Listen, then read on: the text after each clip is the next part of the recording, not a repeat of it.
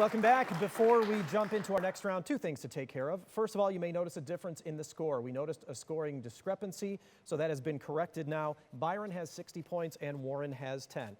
Second piece of business before we get to more questions, a big thank you to our judge today, Captain Carl Heinz, who just retired from Illinois State Police. In fact, just retired. It's only been about a week, which now frees him up to do more barbershop quartet singing. I'm sure he's excited about that. More seriously, though, Captain Heinz, thanks for your 25 years of service to Illinois State Police and to us in the community, and for helping us out here at Bergstrom State Line Quiz Bowl. Our next round is the United Way Move the Middle volleyball round. It's a back and forth. That's the easiest way to describe it, contestants. Because of the coin flip, our first volleyball question will go to Byron. Brody, are you and the team ready? Yes, we are. Here's your first one for 10 points. Diophantine equations have solutions restricted to what set of numbers denoted by the letter Z, whose members do not have fractional parts?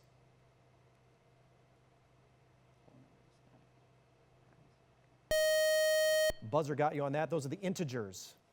No points. Warren, here's a chance for 10 points for you. Which of the Great Lakes on which the city of Rochester lies is the namesake of a Canadian province?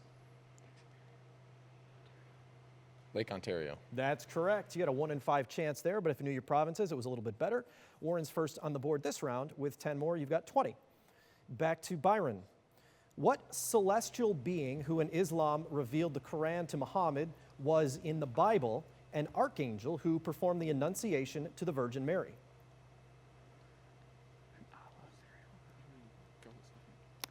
So another connection between Christianity and Islam is the Archangel Gabriel. Back to Warren. What composer, whose Piano Concerto No. 26 is nicknamed The Coronation, left his Requiem unfinished at his death and wrote the opera The Magic Flute? Mozart. That is correct. You rock those 10 points. Amadeus? Nobody? Falco fans? Even the judge didn't laugh at that one. Carl's always got my back, but even that one he missed.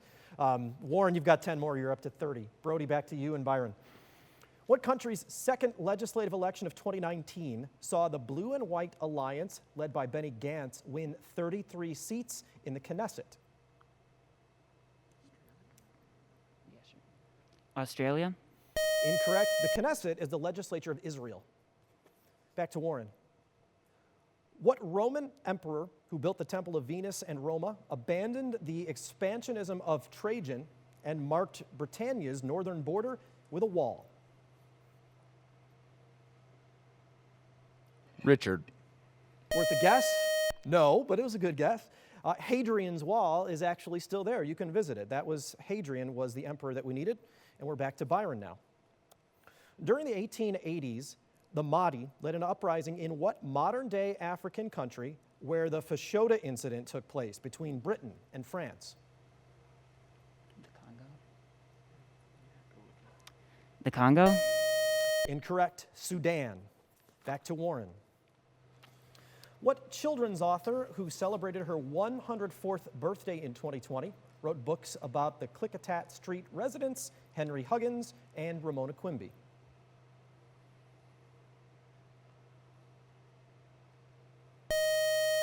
That was Beverly Cleary. She also wrote about Ramona's sister, Beezus.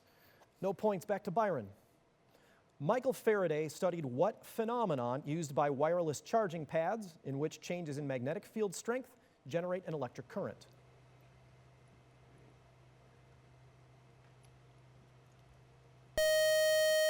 Induction.